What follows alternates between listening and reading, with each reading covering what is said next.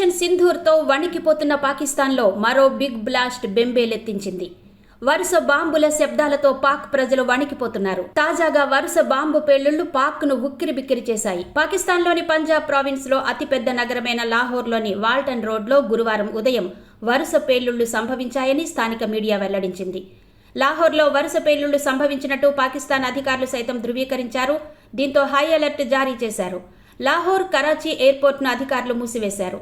పెహల్గాం ఉగ్రదాడితో భారత్, పాకిస్తాన్ మధ్య యుద్ధ మేఘాలు కమ్ముకున్న సమయంలో పాకిస్తాన్లో బాంబు పేలుళ్లు సంభవించడం కలకలం రేపింది.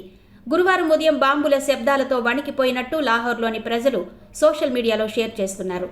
బిఎల్ఏ కూడా పాకిస్తాన్కు కంటి మీద కునుకు లేకుండా చేస్తోంది.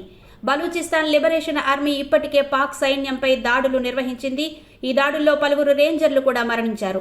ఇదిలా ఉంటే బుధవారం పాకిస్తాన్ ఆక్రమిత కశ్మీర్లోని 9 ఉగ్రవాద స్థావరాలను నాశనం చేసిన తర్వాత ఉద్రిక్తతలు పెరుగుతూనే ఉన్నాయి. భారత్ చేపట్టిన ఆపరేషన్ సింధూర్లో దాదాపు 100 మందికి పైగా ఉగ్రవాదులు హతమయ్యారు.